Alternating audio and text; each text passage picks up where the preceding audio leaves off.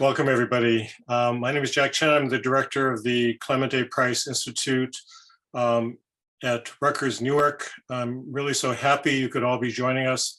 It's been a very tough time. Obviously, we've been, sheltered and quarantined and going through lots of difficult experiences with loved ones, extended family. But today, we're really here to celebrate something fantastic and special with our beloved Rosamond King. So I'm really happy we can be hosting this event. I wanted to first acknowledge that at Rutgers at Newark, we're on the lands of the Munsee-speaking Lenape peoples, and it's a long history that has not been acknowledged, and it's something that we still need to grapple with. But we're really happy to be both acknowledging the land, but also how there's this tenacity of survival. And we're really especially happy today to be celebrating the Black creativity and movement building at this moment we're in. Today, especially with this book, we're exploring how Black queer writers have been able to weave pleasure and joy into not only their writing, but also their lives during this pandemic time. Joining us today will be, of course, I should first say, Rosamond King. We're so happy that this book has come out. Congratulations, Rosamond. And to help us celebrate will be the writer and poet, Naomi Extra, and also our dear, cherished colleague, John Keane, author of The Prophets, and Robert Jones Jr., who's also a dear friend of the author and of the Black writers community. This collection of poems is conceptualizing state violence, racism, and the persistence of Black desire, resistance, and joy. After the readings, we'll invite the speakers to join Naomi Extra in a conversation, which will be followed by a Q&A session. So please be sure to ask your questions using the Q&A feature in Zoom or in the chat if you're on Facebook. So without further delay, I'd like to introduce our moderator.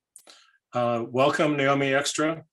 Naomi is a freelance writer, poet, and doctoral candidate of American Studies at Rutgers University-Newark.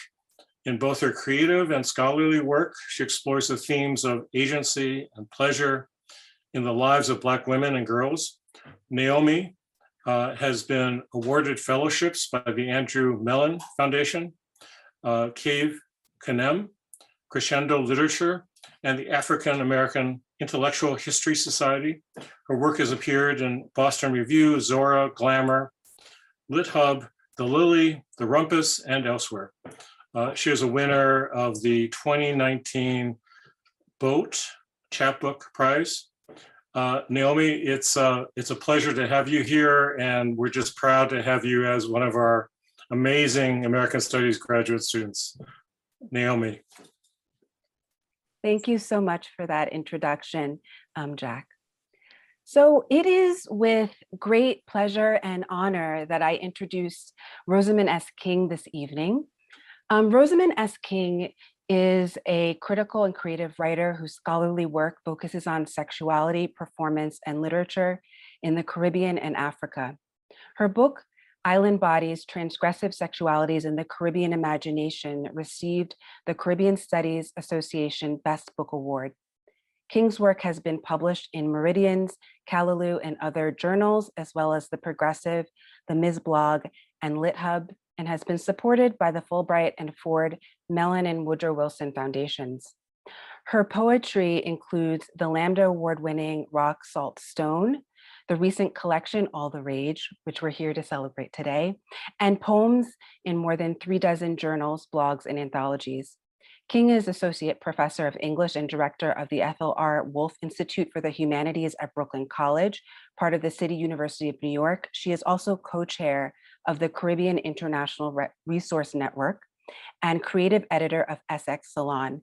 And so I'd just like to just say a little bit more about Rosamond beyond her already glowing bio. So in addition to her work as a scholar, poet, and performance artist, Rosamond is unforgettable as a teacher. I had the opportunity to work with Rosamond last summer as her teaching assistant for a course she taught at the Price Humanities Summer Institute here at Rutgers-Newark. And despite the limitations of teaching online during a pandemic and the distraction of good summer weather, Rosamond created this space of curiosity, intellectual rigor, and professional and personal growth for her students. Her classes were lively, full of joy, and grounded in an ethic of care.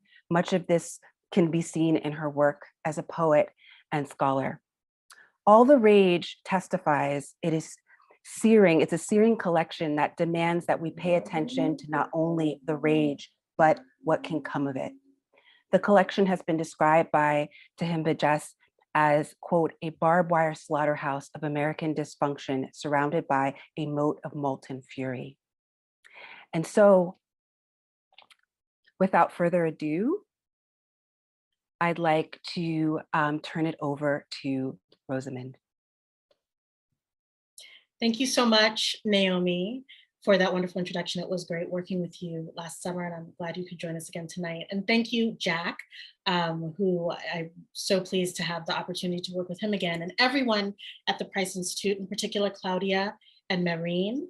And I'd also like to thank our tech support for this evening, Randy and Crystal, who are enabling us to be able to see and hear each other. I have started reading poems as land acknowledgements because I want people to know that when I'm in Brooklyn, New York, I am on the land of the Canarsie and Nyack Lenape people, but I also want to do that in a way that is meaningful to me and hopefully to you. The known and unknown. The known dead do not need to be ghosts, honored and invoked as they are. The ignored, forgotten, unknown, their smile unremembered, their rose vines ripped away, they will never leave.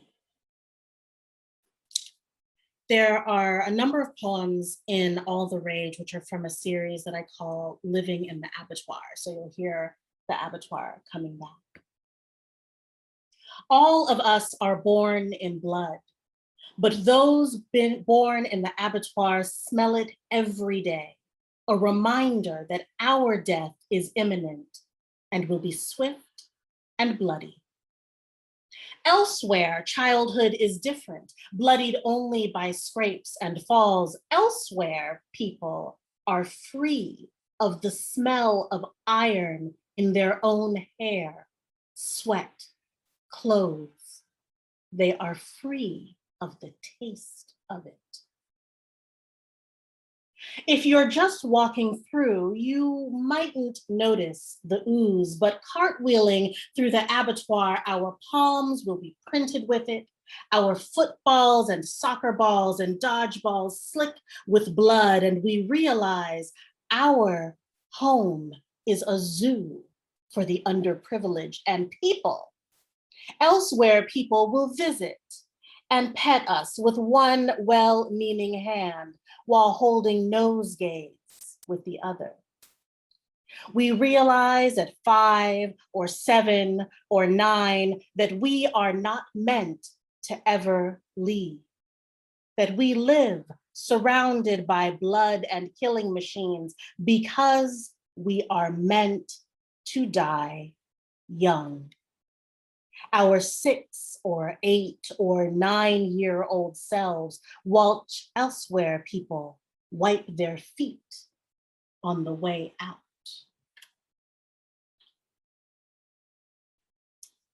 Robert, I thought of you when I chose this poem for this evening.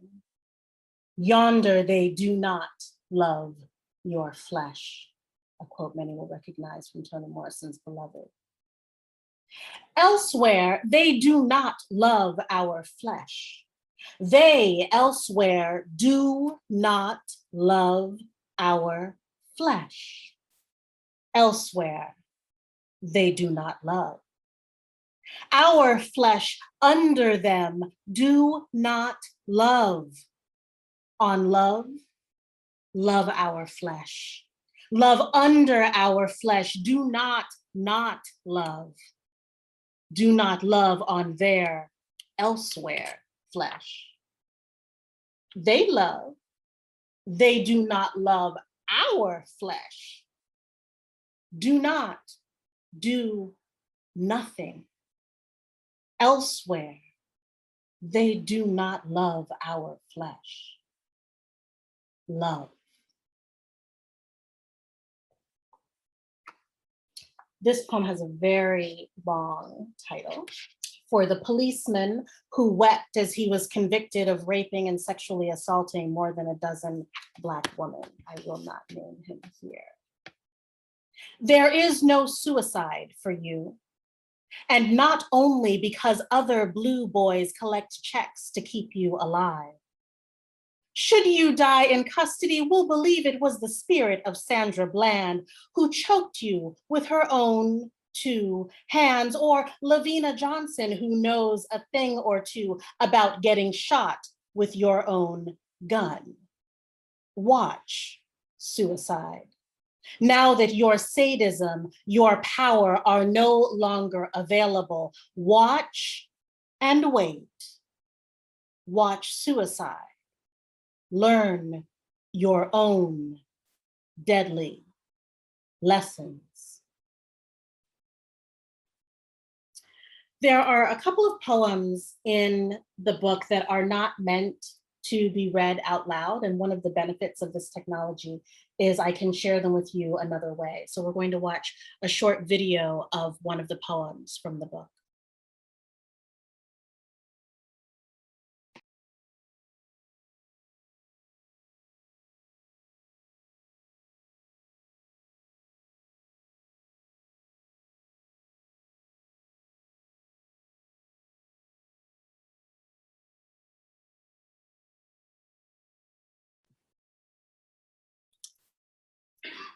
Avant-garde is a term of war for Jane Cortez.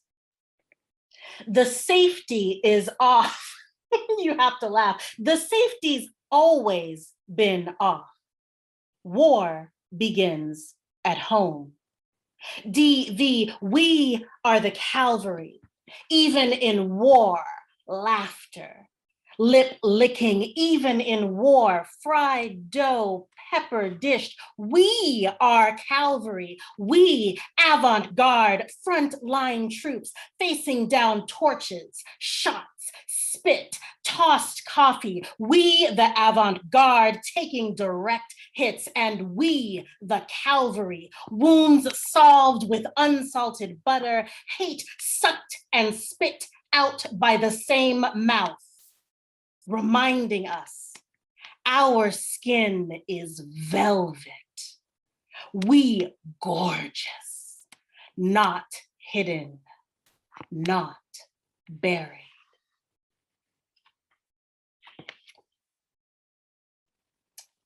We make conspiracy over our dead. Wailing demands and grief, hashtagging our rage, but not blueprints, not plans. Chaff is free. Pulp is sold by the quarter pound.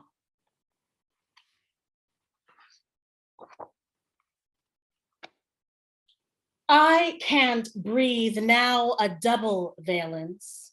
Now everyone in the abattoir is Tyra Hunter, except the paramedics are not laughing. Except standing by and watching the rest of us die is official policy. Official or implied, the line's the same, not worth the energy of resuscitation, the cost of ventilator or dialysis. The same message.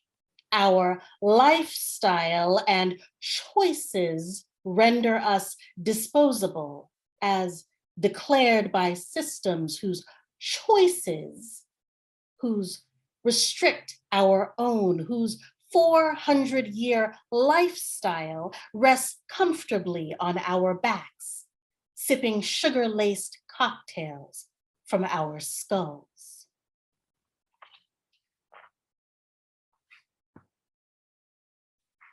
Some of you remember 7 o'clock. Well, 7 o'clock is just 7 o'clock in the abattoir. Elsewhere, people are cheering. Here, firefighters catcall woman with nowhere else to walk since the bravest cars sidewalk park, blaring flags and gun-toting bumper stickers. Police menaced or dismissed us before, dismiss and menace us now. EMTs always thought we were contaminated, and sirens just mean someone's already dead. Essential workers for us are dollar store families rationing TP, grocery teams hazarding with minimum wage. So no cheering at 7. Instead, at 9, phone speakers and car radios serenade the block with bass. All songs, same lyrics. You still here? We still here. Before I read my last poem for this evening, I just want to thank Naomi again. And those of you who don't know her, she was just named by Essence Magazine as one of 20 Black poets to read this National Poetry Month. So please check out her work. And I'm also honored to be joined tonight by Robert Jones and John Keane, who are both brilliant writers who I have had the fortune to know both outside of the literary world and through their work. Stoop, sun gazing. Bottom on one step, hot stone pricking elbows, body leaning on body. A dark quiet. Luminescent joy, the absence of attention. The sunshine sigh of being left alone. Lovely lackadaisiality on the stoop, reflecting, caressing heat, still body, warm, pulsating. Thank you. Thank you so much for that. I know when poems are doing a thing to me when I start to rock, and I was rocking during that reading. So it's with great delight that I introduce John Keane, someone who I've admired from afar for some time now. John Keane is the author and co-author of a handful of books, including the award-winning collection, Counter Narratives, and the forthcoming collection, Punks, and has received many honors, including a 2018 Wyndham Campbell Prize and a 2018 MacArthur Foundation Fellowship. His translation projects include poetry, fiction, and essays from Portuguese, French, and Spanish, including the Brazilian writer Hilda Hilst's novel, Letters from a Seducer. He chairs the Department of African American and African Studies, is Distinguished Professor of English and African American Studies, and teaches in the Rutgers-Newark MFA in Creative Writing program here at Rutgers University-Newark. Turn it over to John Keane. Thank you. Thank you so much, Naomi. And I want to offer a many thanks to Jack Chin, Claudia Sepulveda, Randy, Crystal, and everyone at the Price Center. Of course, Rosamond King, congratulations on your beautiful new book. Robert Jones, congratulations on your new book. Naomi Extra, again, and everyone who is making this event possible. I also want to extend a brief moment of silence on behalf of the more than 500,000 Americans and the millions across the globe who are lost to the COVID-19 pandemic, and to George Floyd, Dante Wright, Breonna Taylor, and so many others. We could just list them, spend this whole time listing them, lost to police and state violence.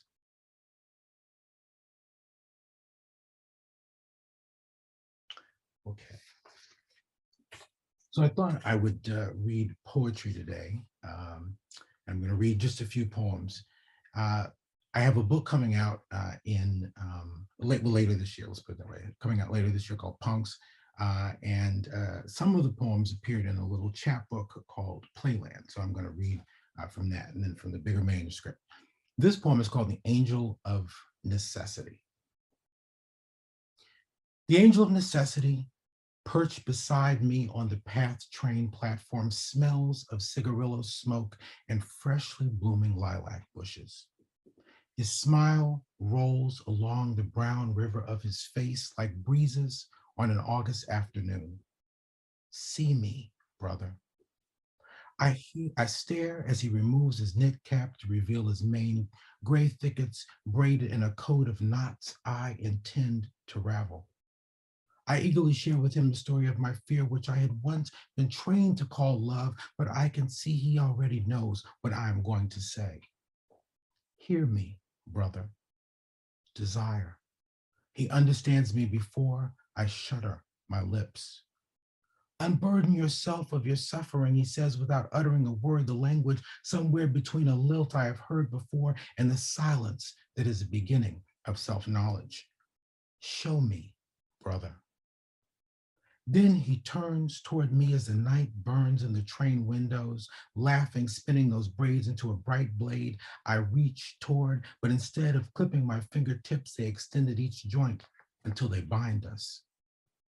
We are here together, the angel of necessity and me in this hot tunneling air, and he is sharing something with me about life and the life inside of life, his heart under my heart, singing like the pulse that trills my ears. Feel us, brother. Though I cannot make out a single word that he is saying as the train approaches the station, I am letting the truths of his story pour through my core, and I am listening deep inside him.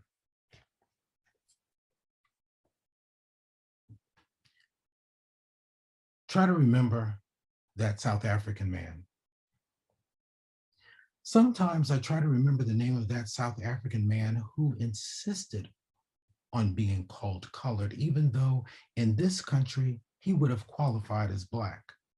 He was much more attached to that identification than any other, such as older, dapper, tourist, uncut, speaks Afrikaans, wears glasses. His hair slept under my fingers like lamb's wool. He could kiss longer than any guy I'd come across thus far. What did we talk about as we lay on the comforter in his hotel room, getting around Boston on foot, how we both considered studying architecture, apartheid over there, racism here, especially how Black Americans had achieved so much in comparison, how we seem to take everything for granted, back and forth. Imagine if just bitching about inadequate schools and lack of housing could land you at the bottom of a ditch, he asked me. But it happens here too, I protested. He smiled. Respect your elders, even if they're lovers. Be quiet now. And then his palm covered my mouth and nose, leaving only a tiny slit for me to breathe. This is how they held me down before they began to beat me, he said. Then he rained down another round of kisses. Soup for Phil Horvitz. And this also refers to a performance by the artist Nayland Blake. If sorrow is a suit, its weight is incalculable. One day he's gone and you put it on. One day he's gone and it sews itself inside you. Morning drapes your skin in its invisible fabric. Every memory furs atop a prior memory. Your limbs, your features, your senses extend themselves to accommodate the sadness. One morning you wake and try to wear this new suit in the bathroom or the bedroom, in the shower, or at the front door, down the stairs of the stoop to the walkway hovering before you, and you finally realize you were carrying another body, his body, your former body, your bodies together, in and on you. And this slows you and stills you, weighs more than two bodies or many bodies inside your body. It's like the bodies are breeding bodies, metastasizing bodies, so much bone and vein and hair, and you touch the force, the heat of the seething arteries, feel the sheer new tonnage moving and pressing in on you, grief sent like the first breath in a foreign country, and you fear your entry, but you're already in. You think of flight, but woe offers no exit. You sing, you weep, you dance, but there's no way out except one, through your own skin. This one, heavy with sweat, matted, half shed, and broken by a delta of scars, smelling of something familiar, indiscernible, and animal, slick and smoldering like volcanic rock, as white as ash and death itself. Take it. You take it. You take it off.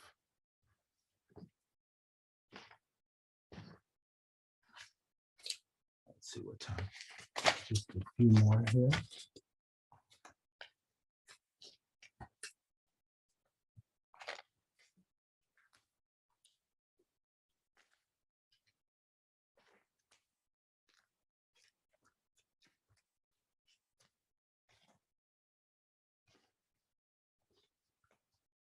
This is an invocation. I feel like Jean-Michel Basquiat is always invoked, and he's such an important figure for so many people. And I think, we sometimes forget that he could be classified as a Black queer artist as well. So this is a little tribute, Ideal.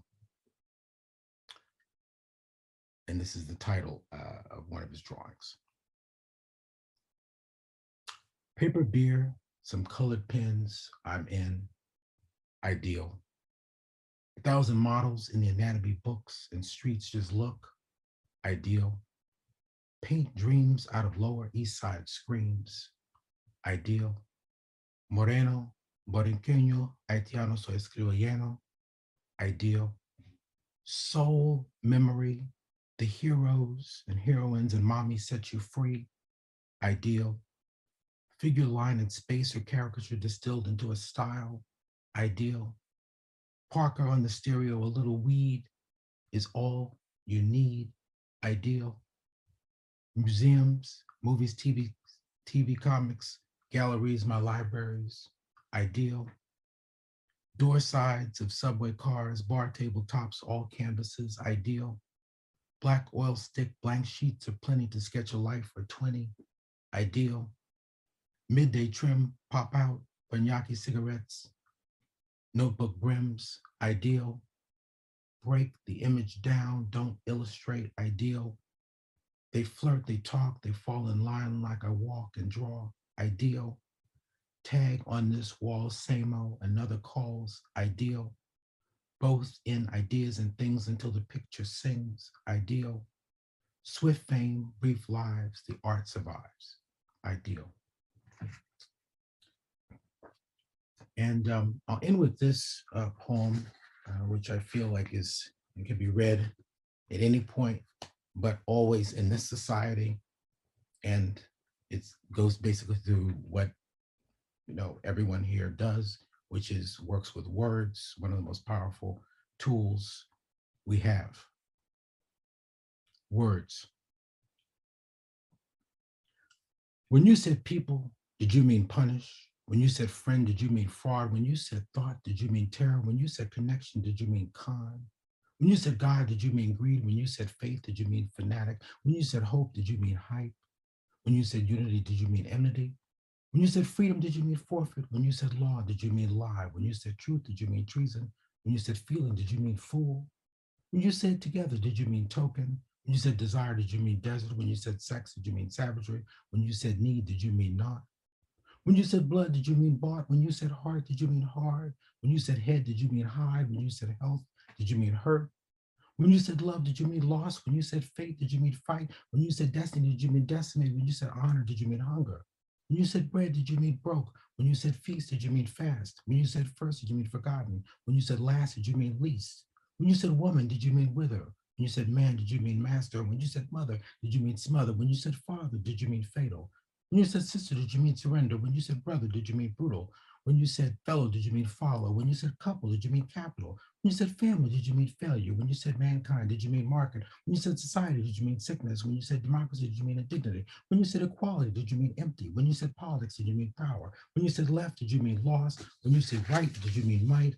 When you said republic, did you mean rich? When you said wealthy, did you mean wall? When you said poor, did you mean prison? When you said justice, did you mean just us? When you said immigrant, did you mean enemy? When you said refugee, did you mean refusal? When you said earth, did you mean ownership? When you said soil, did you mean oil? When you said community, did you mean conflict? When you said safety, did you mean suspicion? When you said security, did you mean sabotage? When you said army, did you mean Armageddon? When you said white, did you mean welcome? When you said black, did you mean back? When you said yellow, did you mean yield? When you said brown, did you mean down? When you said we, did you mean war? When you said you, did you mean useless? When you said you, did you mean suffer? When you said he, did you mean horror? When you said they, did you mean threat? When you said I, did you mean island? When you said tribe, did you mean trouble? When you said name, did you mean nobody? When you said news, did you mean nonsense? When you said media, did you mean miasma? When you said success, did you mean sucker? When you said fame, did you mean game? When you said ideal, did you mean idol? When you said yesterday, did you mean travesty? When you said today, did you mean doomsday? When you said tomorrow, did you mean never? When you said here, did you mean hush? When you said listen, did you mean limit? When you said right, did you mean wound?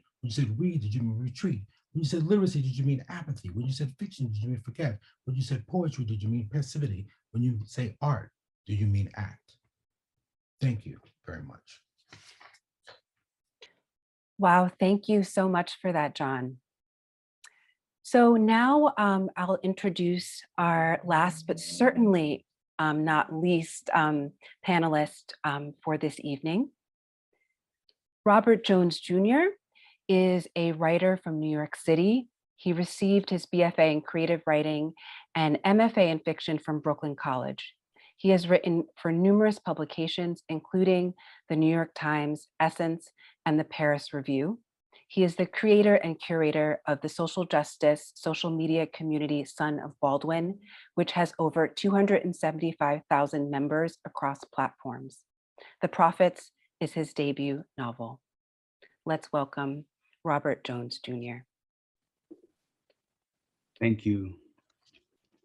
Blessings to the Canarsie and Lenape people whose land I live upon. Thank you to Dr. Rosamond King, Dr. John Keane, the incomparable Naomi Extra, Jack Chen, Claudia Sepulveda, and everyone who made this event possible. We gather in the name of our Black trans sisters snatched by violence, for the glory of the Black children denied love, theirs by birthright. Let healing commence. I'm reading an excerpt from my debut novel, The Prophets, about two young Black men on a plantation during antebellum slavery who are in love and how that love transforms, angers everyone around them. And this is a part of the book where they decide it's time for them to leave. Samuel felt it then, stiff against his back, not unlike a lover, unyielding, too close, obliging or deadly depending on the wielder's intention. He stowed it away when Isaiah was elsewhere in preparation, but somehow Isaiah still knew him more like it.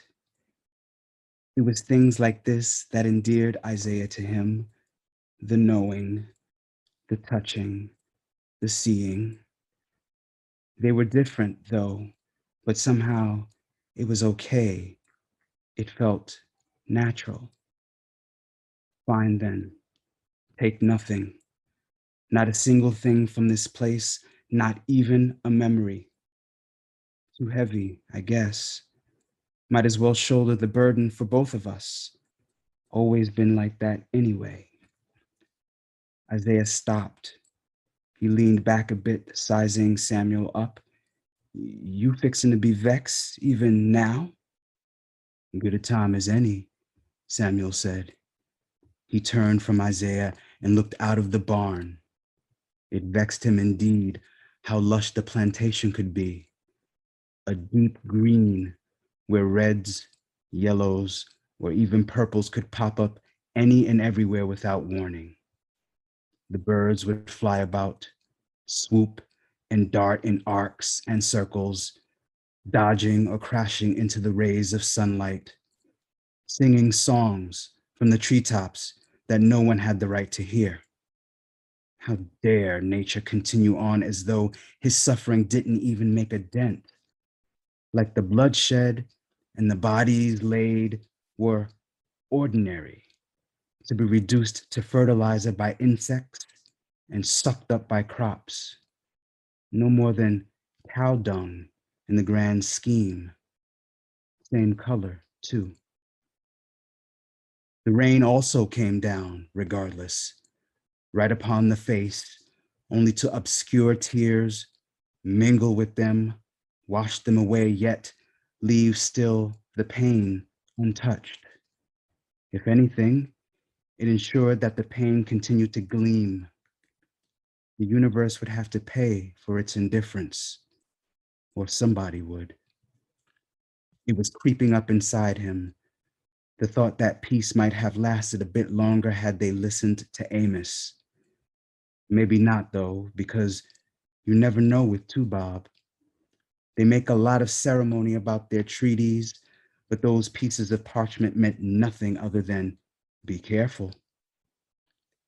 Amos had abandoned them too quickly, yes, but Samuel also felt like Isaiah had been too resolute and forced Samuel to also be that way. What could it have hurt to be a comfort to Pua just once? Isaiah should have known, as he had given Essie hers. Why didn't Isaiah tell him about that? He talked and asked, but never word one about what went on with Essie. Maybe we not nothing better than people, Samuel thought. Who we to think that because when we lie together, it feel like water and moonbeam, that we far away from danger. And who come close, we put in danger too.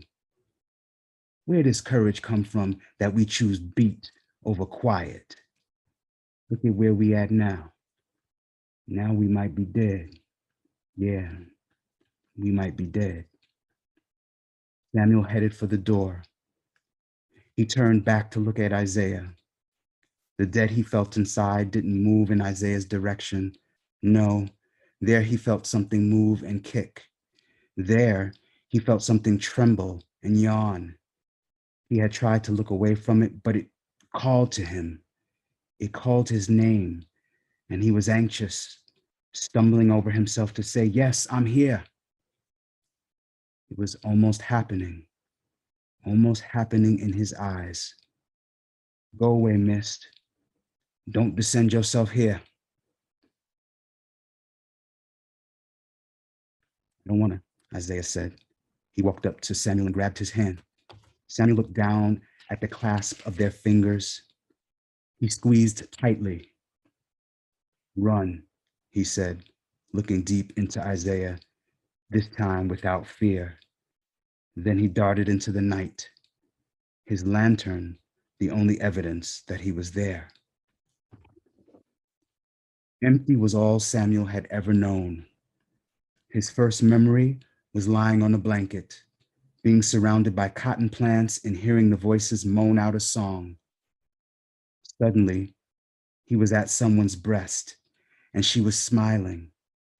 Then he was among a bunch of children, and they took some of the other children away, and he was left there to carry water back and forth from the well to the field.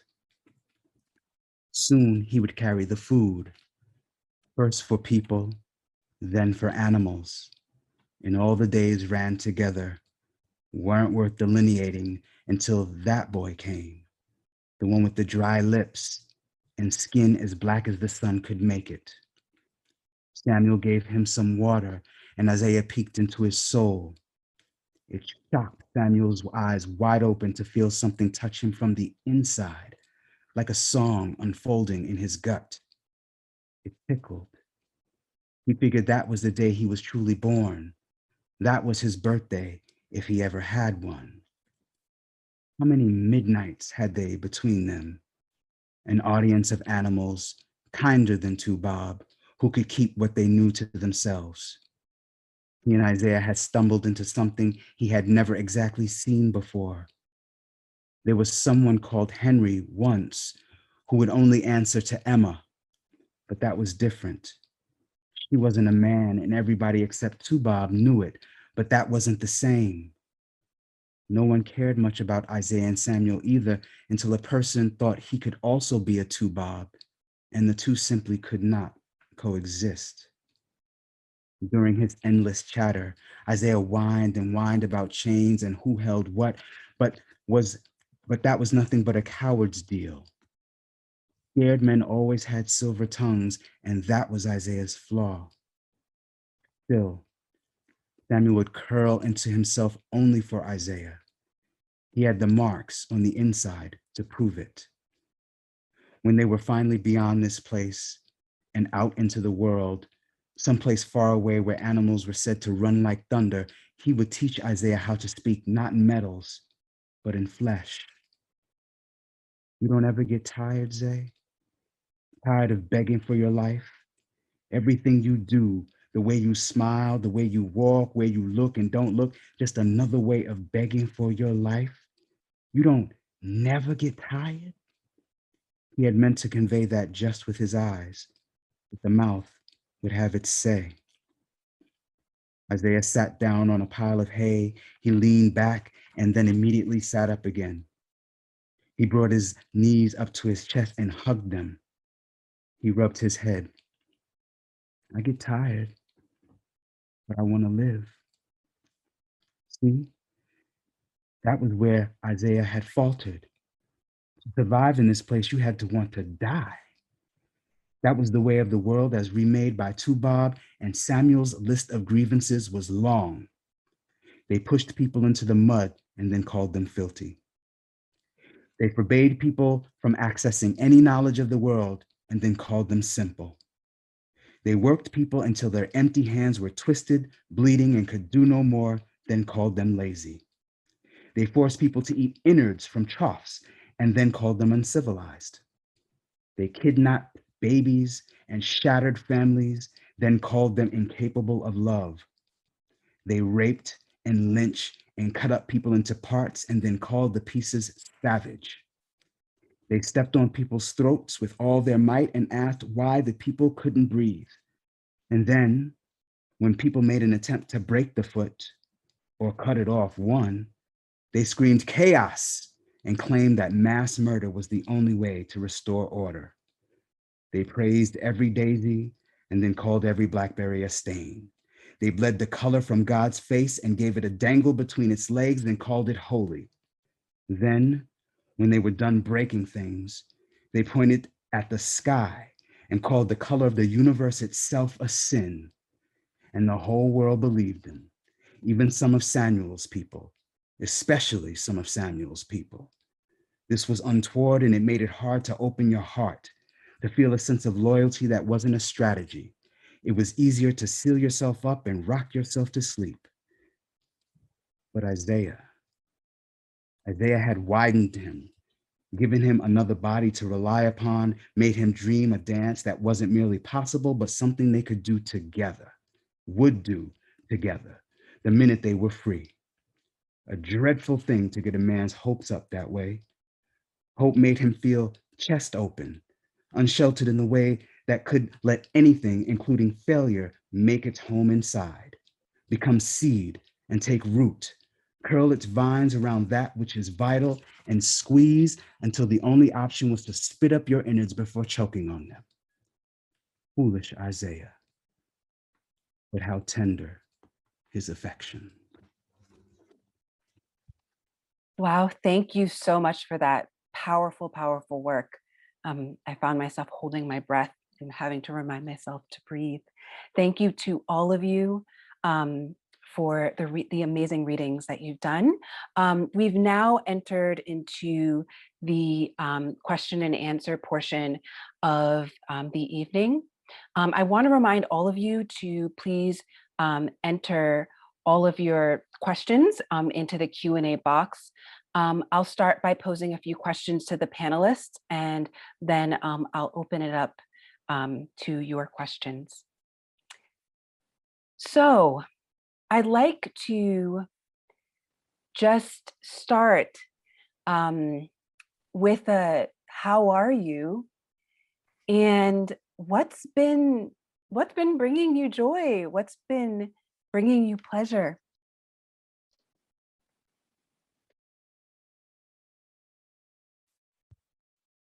Dr. King, you want to start?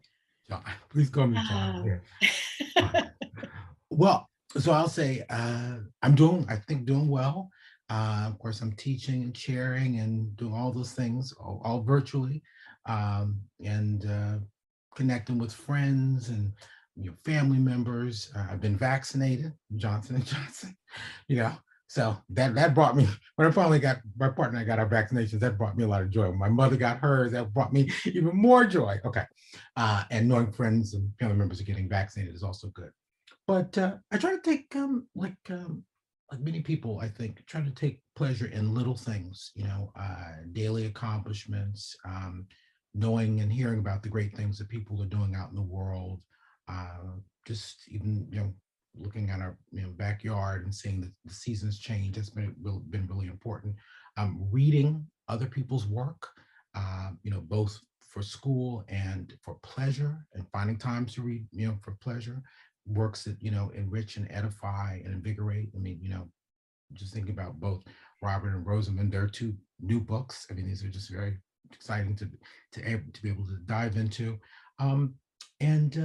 and watching a lot of movies. I have to say, I think between last March and now, I've watched over 200 movies. I've always loved movies, but I watched so many movies last year. I mean, all kinds of movies that have found have tons of favorite new directors. So I won't go into that. But anyway, so that's what I've been doing, and that's how I'm doing. Mhm. Yeah, a lot of the same things. The time that I'm able to spend with family, really enjoying that. And dancing has brought me joy since I was 3 years old. So dancing in every way, shape, and manner that I can. And as with so many people, last year I was between April and August, I was supposed to be in Guyana, Gambia, Oregon, and several other places. I can't even remember at this point. And of course, none of that happened. And I ended up with some research money that I was supposed to spend on those trips, and I am buying people's books. So I actually just put out a call on social media. If you have a book coming out, tell me and I will buy it. And I have a wonderful stack of books to read. So those are some of the things that have been bringing me joy. Yeah. I'm doing as well as I possibly can under all of the circumstances, from the pandemic to what we endured under the Trump regime, to what we continue to endure as Black people being savaged upon by this land, which is born out of violence. And where I retreat to always is ancestral knowledge. So I've been doing a lot of meditating using this app called Liberate, which is a BIPOC owned meditation app. Really, really, really good. I've also been returning to the thing that brings me the most comfort, which is reading. So I've been reading, in particular, a lot of the Black women writers, from Phyllis Wheatley to Zora Neale Hurston to Gail Jones, Toni Morrison, Toni Cade Bambara, Alice Walker, Octavia Butler. I can go on and on and on, all the greats. And I've been finding a lot of wisdom and comfort in reading their works. Like John, I've also been watching movies, not quite 200, but I have watched two that were really, really good. One was the 40-year-old version by Rada Blank, which is on Netflix. Absolutely stunning film. I loved it. And Judas and the Black Messiah, which was on HBO Max, which Daniel Kaluuya, his performance was absolutely stunning. And then also, the other thing that brings me a great deal of joy is spending time with my nieces, nephews, and nibblings. And I can't do that now in person because of the pandemic, but I have been doing some FaceTimes and some Zooms with them, and just hearing their laughter is very restorative. So that's kind of what I've been doing. Thank you for that. Dancing, reading, meditating.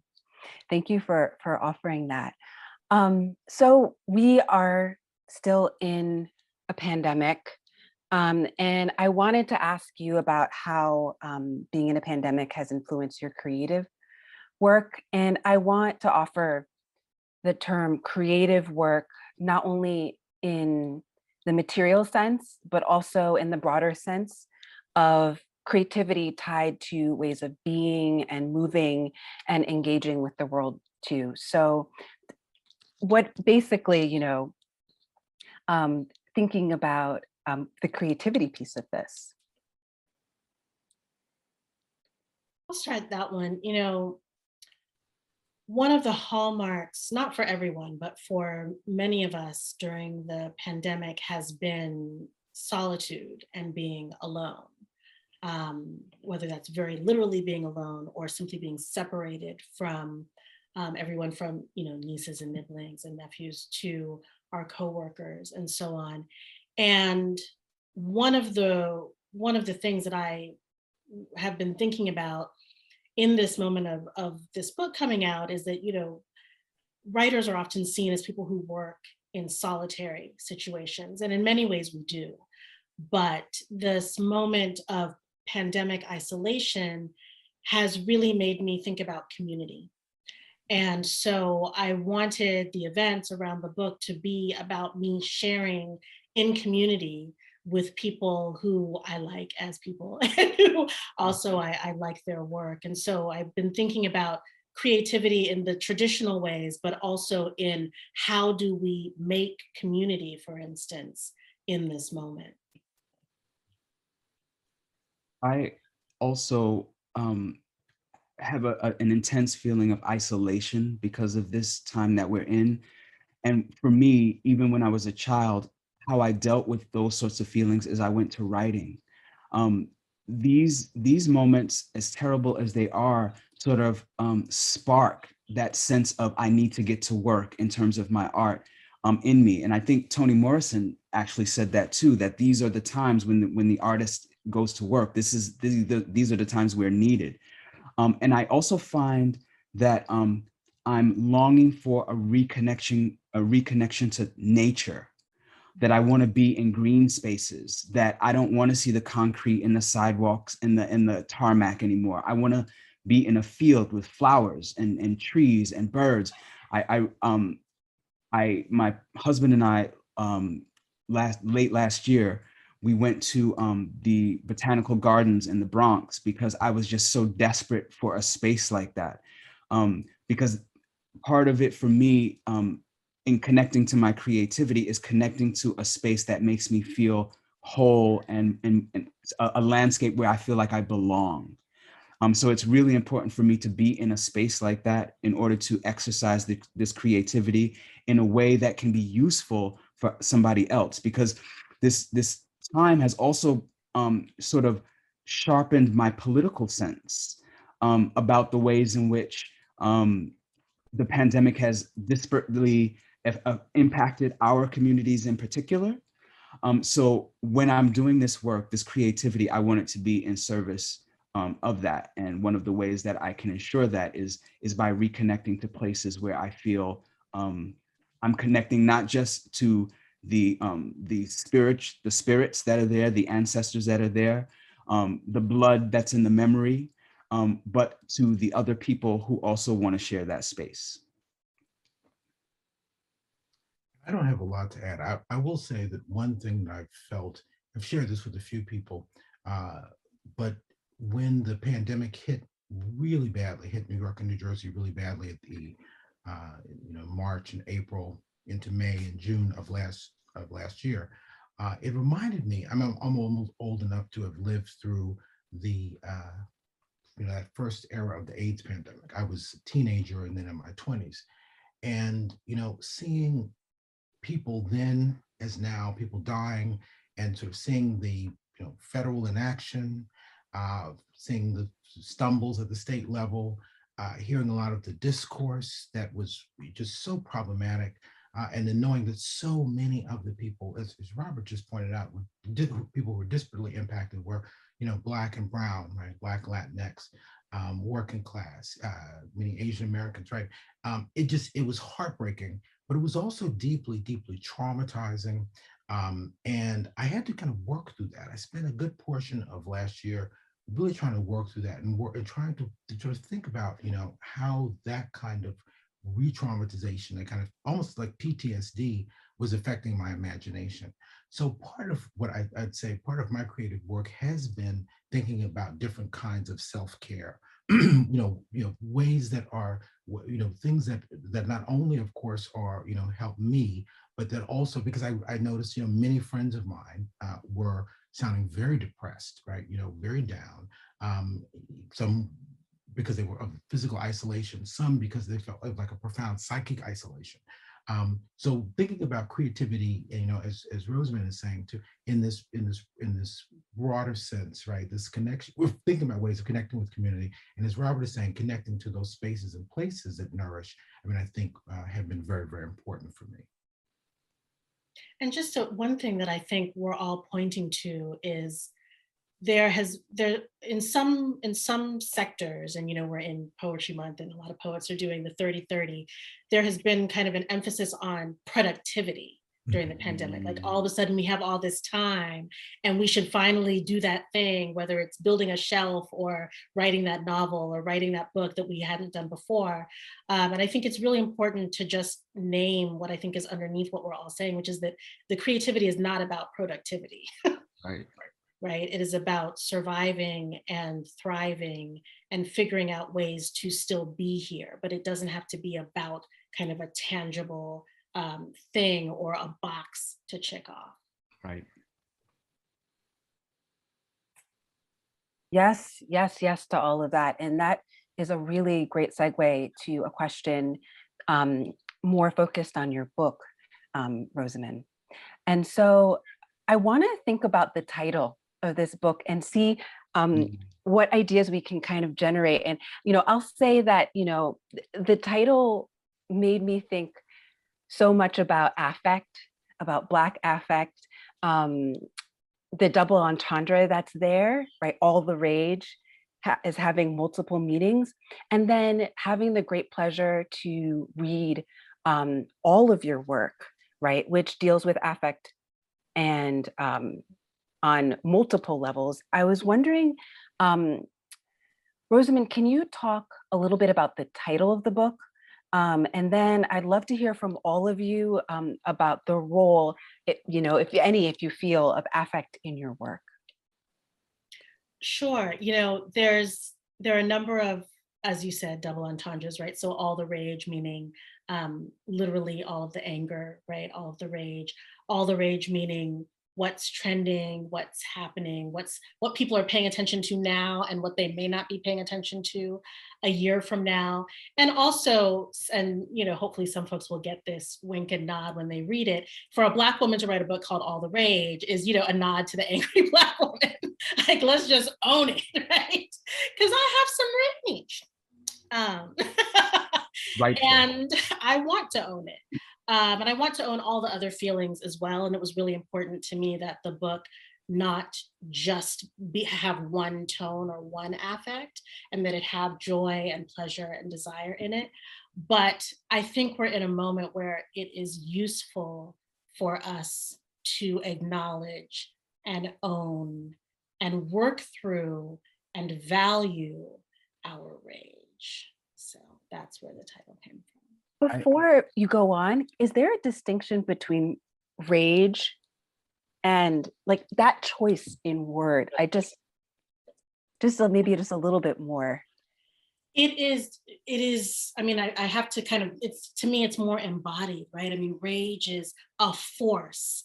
It is both stronger and it's sometimes more focused than anger. That they're connected, but I do think that there is a distinct kind of flavor to rage. And I think that, again, that is the appropriate response to some of our recent happenings. And when I say recent, I mean, 400 years. So. Yeah, I don't know that my novel has any particular affects. Like Rosamond, um, I'm, I'm writing a novel that's set during antebellum slavery. So you know that there's going to be torture and pain and all of these things. But what's unexpected is the joy, the love. Usually when people are writing about this period, it's about the Black body and everyone's talking about the Black body. But I was like, I want to talk about Black personhood. I want to talk about Black humanity. Yes, terrible things were done to the Black body and therefore the Black mind. But how did my ancestors make it through? There had to be moments of love and joy. Otherwise, they could not have survived. And where would they have found that love and joy but with one another? Because you cannot find love or joy with those who don't see you as people. So you had to find it with those who did. And that would have been each other. And so, yes, I hear from a lot of people who read the book, oh, there's so much violence. Well, slavery is violence. That's what it is. We cannot call it by any other name.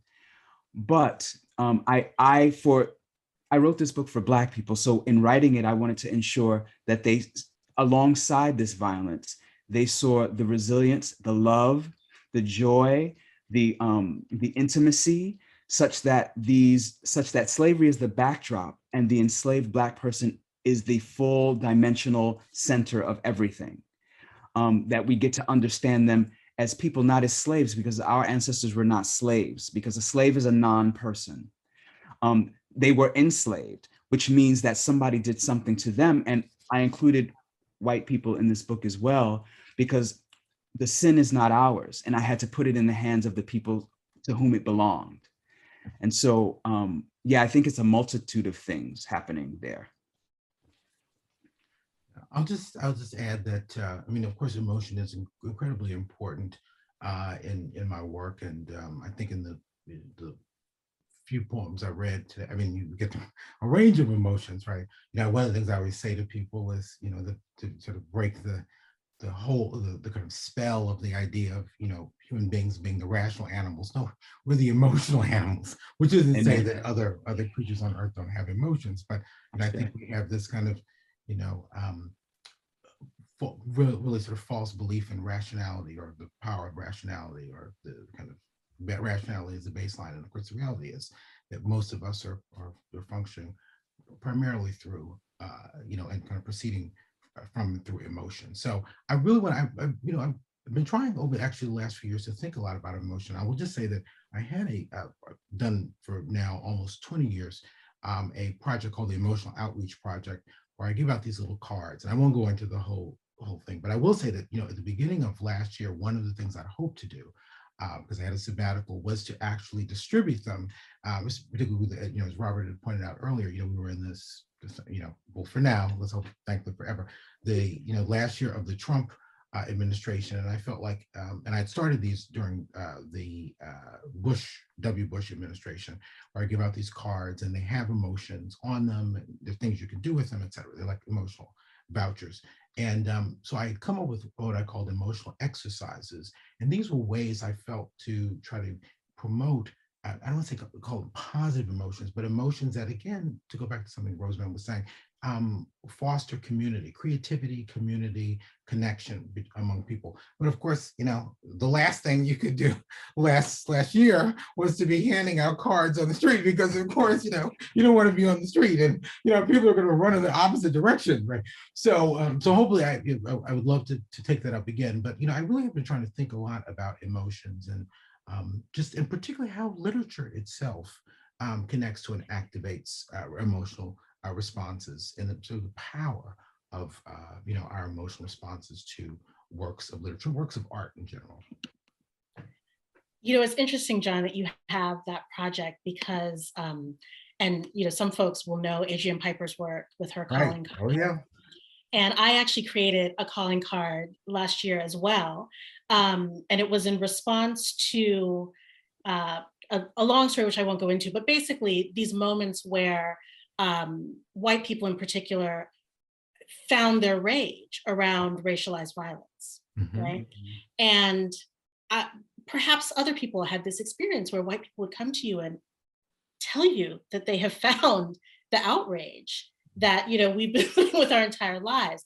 And so the cards that I made said, "Dear friend, welcome to rage. See you in the streets." And so it was kind of my way of saying, I see you, I hear you, I appreciate you. Now let's get to work, right? Like, what are we going to do with that feeling that you want to share your feeling with me? And I appreciate your feeling, but I'd rather you share your action, right? And so thinking about all of these different ways in which we can interact with people, be creative with people, and also still protect ourselves.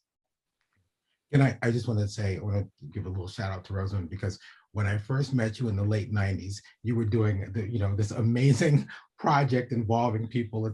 And so you have been an inspiration all these years. So you and Adrian Piper with this project, but I just want to give you that bit of praise.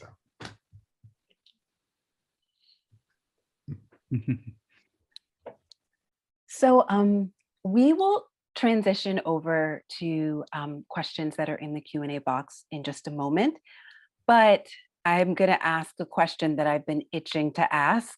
And if you could, you could give your thoughts in a rather brief manner, just to make sure that we have time for the other questions. So, Rosamond, so I am a big jazz lover, and I've done a lot of work. I was a musician at one point, but I was so struck by your poem, 21st Century Goddamn, which, it draws from Nina Simone's Mississippi Goddamn.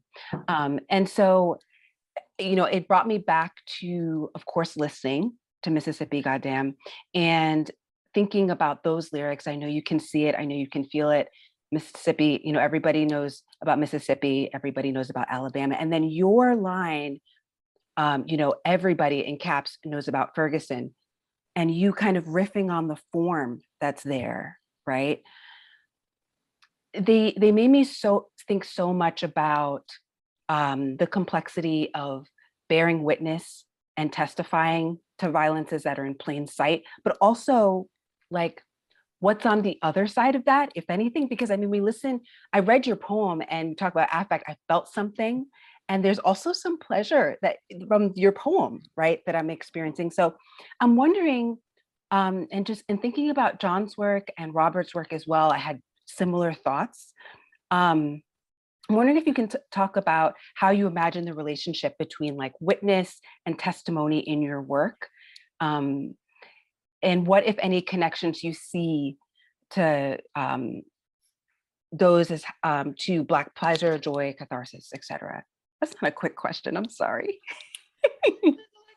Question. So what you're asking about is the connection to witnessing and so on, and people probably can't really see the poem, but the 21st Century Goddamn poem. There's a lot in. I'm not a huge believer in footnotes for creative work. I think that people can choose, people bring what they bring to the work, and different people will get different things from it. And if people want to seek out other information, they will. So everybody knows about Ferguson, but then there's everybody knows about Tulsa in the poem. And some people might not know about Tulsa, and they might choose to look it up, and they might not. And either one of those is fine.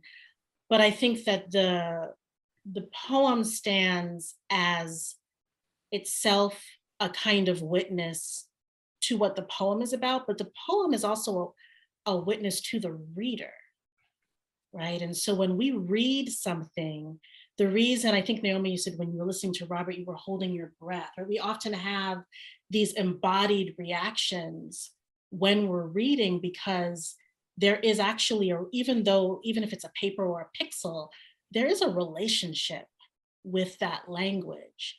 And that is a very powerful relationship that nobody else might ever learn about, except it's just you and the page. So I think that the witnessing happens in multiple ways. And of course, the witnessing also happens for me as a writer, that there are things that I will write that most people won't get.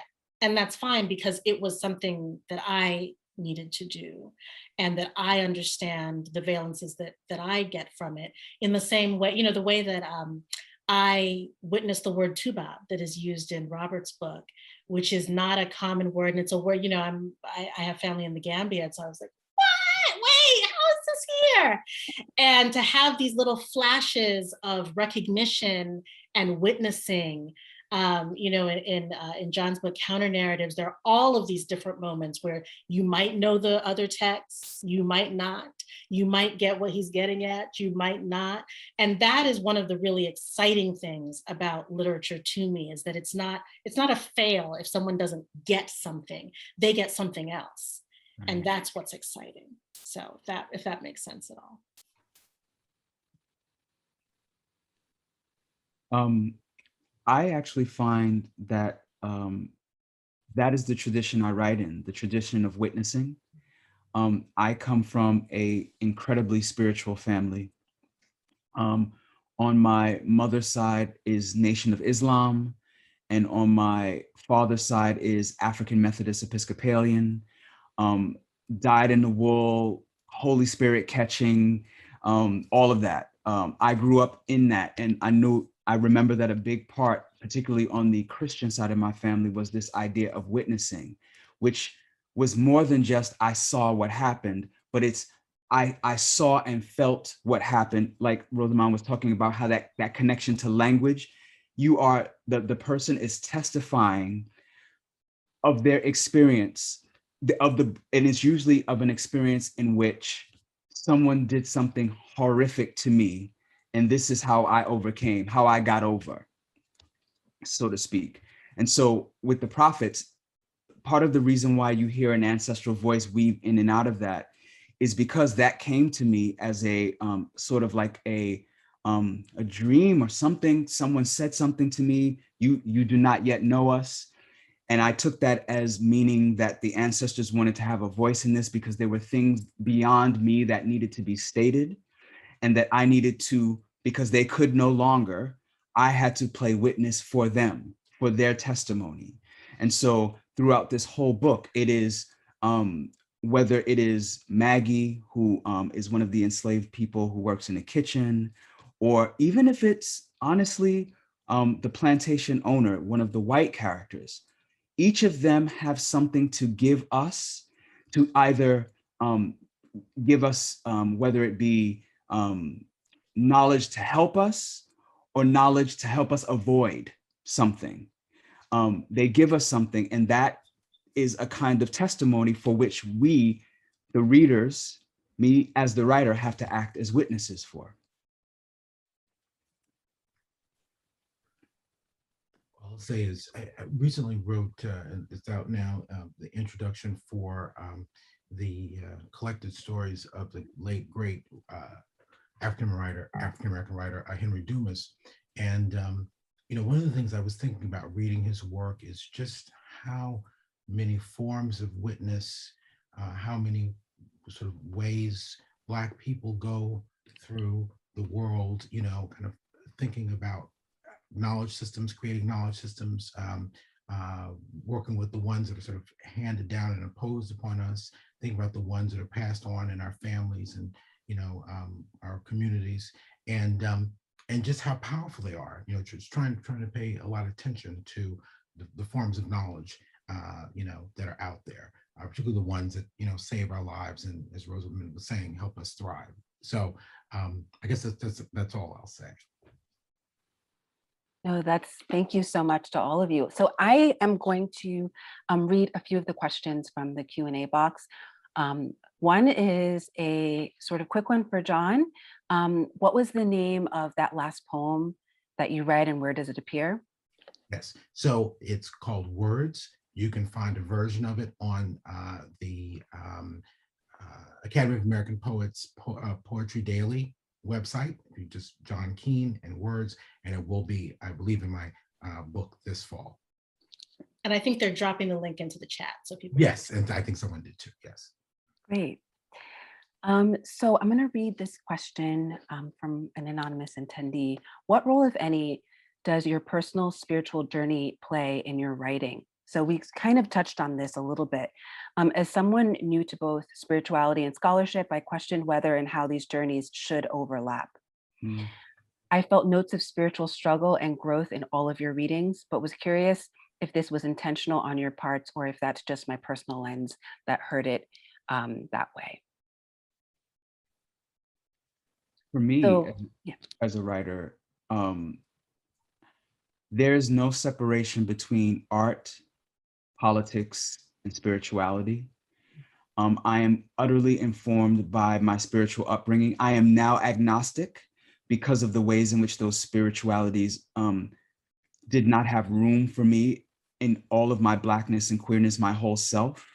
So, and they also had a particular kind of role for my mother. She rejected them as well, which gave me the pathway to also reject them.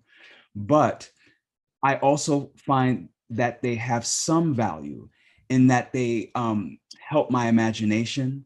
They help me to break out of particular kinds of paradigms that I'm going to associate with how the Western world cultivates religion and spirituality. Because I find when I go back to my elder relatives who it looks like they're practicing Christianity, but it's really Ifa, or it's really something else that's hidden underneath. And that was the way they got to keep their own practices in the before time in this new hostile land.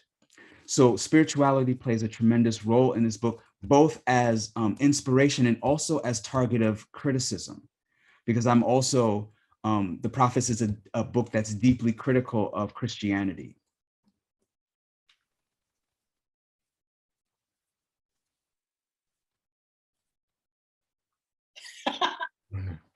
Because I think you were going to say something, so I wanted to hear what you had to say. No, go ahead, John, please. Yes. No, I'll say for me, art and the spirit are very deeply connected.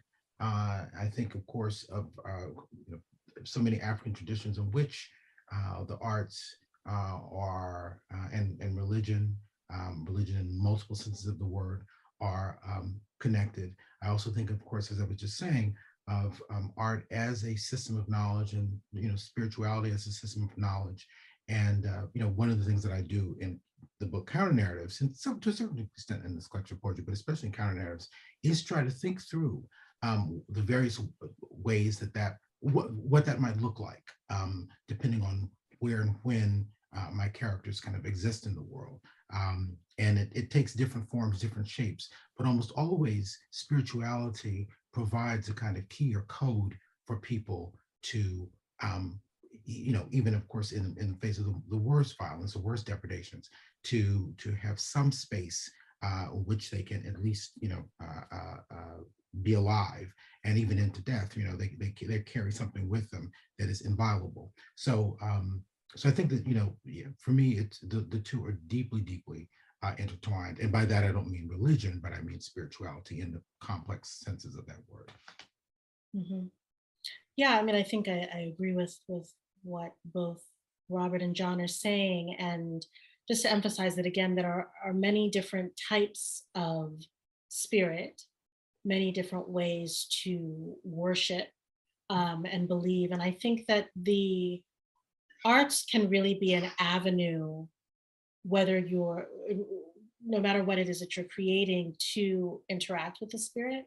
So anyone who has been on the dance floor in a house club knows something about the spirit. Chicago house music, come on. House Yeah, music you is feel ecstatic it. music. Absolutely. And so I think also that one of the joys of reading a lot of writers and seeing, if you have read a lot of Black literature and you read my work, you will see Toni Morrison, you will see Toni K. Bambara, you will see Dion Brand, Harriet Mullen, Abezi Phillip, and that is also spirit work, right? That's another kind of spirit work. So the answer is yes, and just yes, and. Yeah, as we're having this conversation, I just looked over and Lorna Goodison is sitting right here. She's part of this conversation. Mhm. It's like it's always right there. And I see Evie Shockley in the chat. Yes, who Evie, is yes. also on that Essence list and who wrote the introduction to Narbezi's, one of the reissues of Narbezi's work. So yes, we are in community and we're all about it. Thank you for that. So I'm going to read, we have just a couple minutes left. I'm going to read this last question, which I'm not completely sure I understand, but I'm going to pose it to you all to see what you're thinking there. So this is from Dean Mark Schuster. The pandemic made me realize that I was a Black gospel singer in a past life. In the 1980s, I taught a course, Psychological Androgyny and Creativity, at Parsons School for Design for years. The question: speak to the myth that you have to embrace your dark side in order to create versus the opposite. Ah, I get it. Does that make?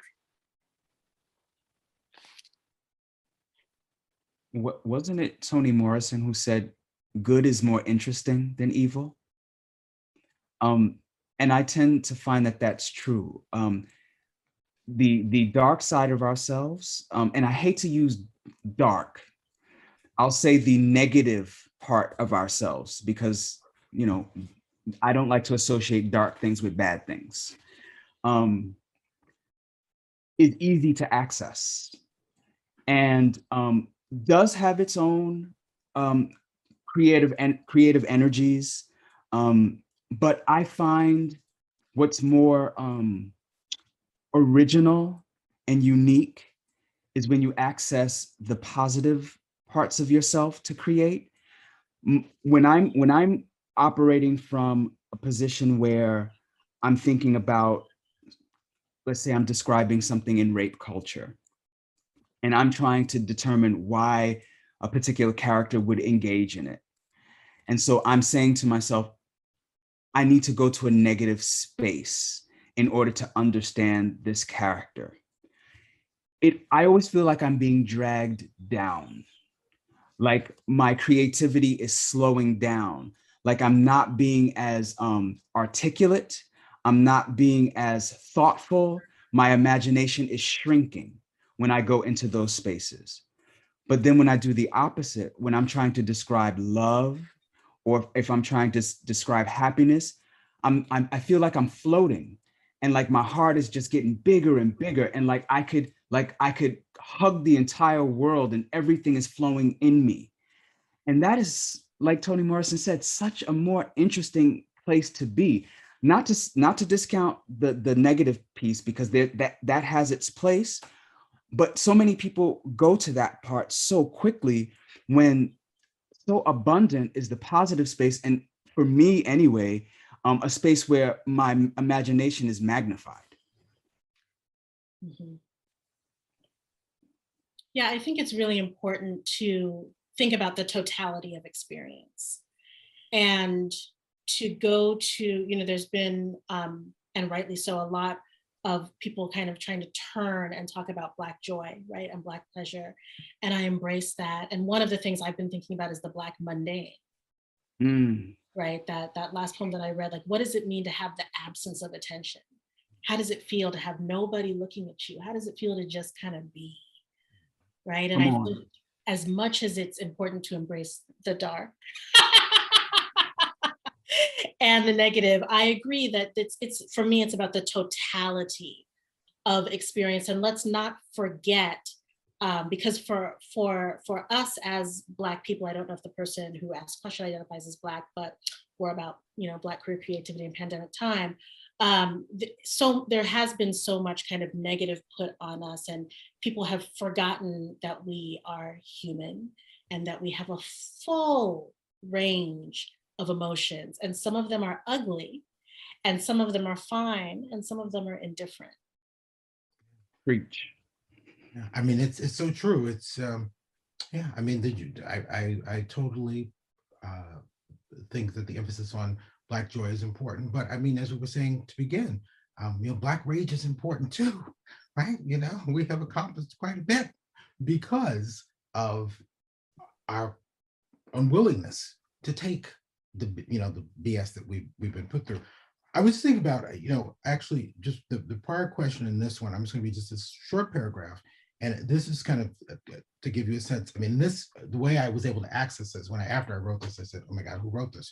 But the way I was able to access this was by sort of going into the totality of my being. So long hours spent in the study. This is from Counter Narratives, from a story whose title is A Letter on the Trials of the Counter-Reformation in New Lisbon. Long hours spent in the study of any text will reveal inner, unseen contours and abstract architecture. This is as true of sacred books as of those poems written in the pursuit of courtly or earthly love, or even of language itself.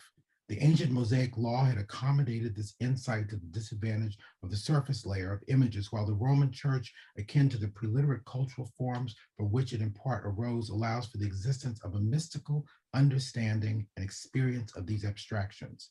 The careful scholar cannot but become aware of the conflict. When one speaks of the word or word, what is one truly speaking of?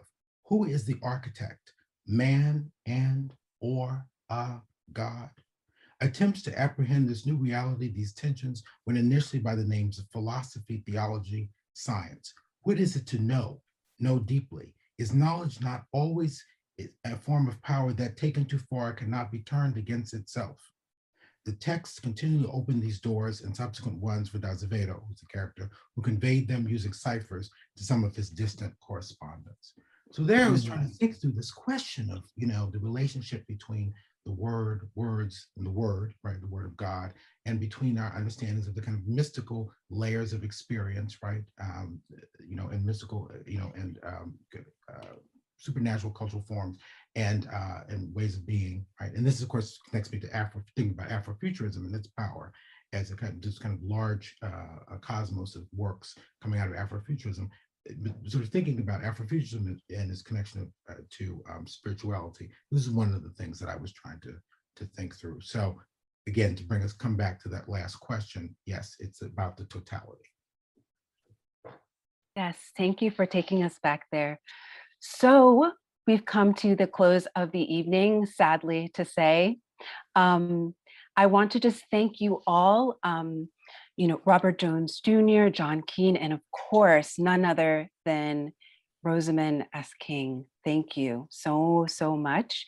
I'm going to turn it over to Jack to give closing remarks. Wow. Thank you so much. This is an amazing conversation.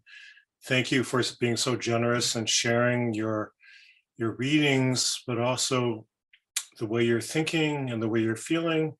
I think we've really truly created a community here, and it feels like a dinner party without the food and without the wine, without the drinks, but the quality of having friends be speaking to each other and digging deeper and deeper and deeper and just sharing was such a privilege to be part of. So it was beautifully orchestrated. So thank you, Naomi. You did a fantastic job.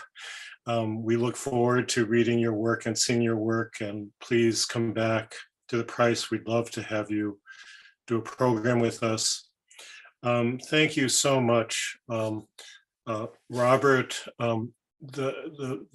The quality of your reading and the quality of your thoughts is just so beautiful. Thank you so much. We look forward to reading your book.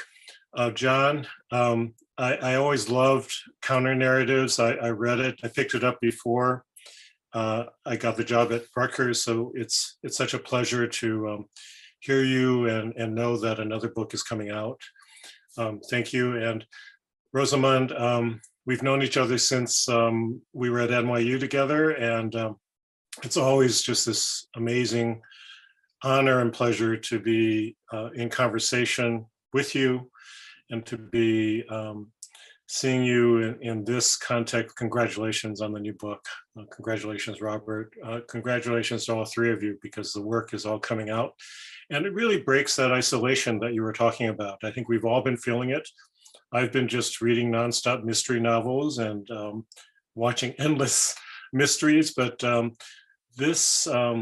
these readings and this discussion so surpassed those kind of empty calories that I've been consuming. So thank you so much. I also wanted to thank the people who've made this evening possible.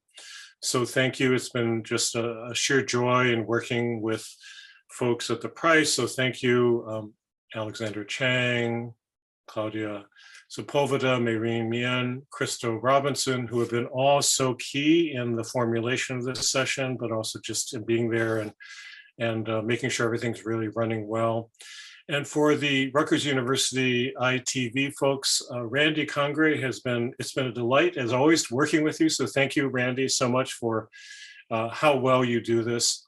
Thank you, Deborah Adriano as well, Adriano.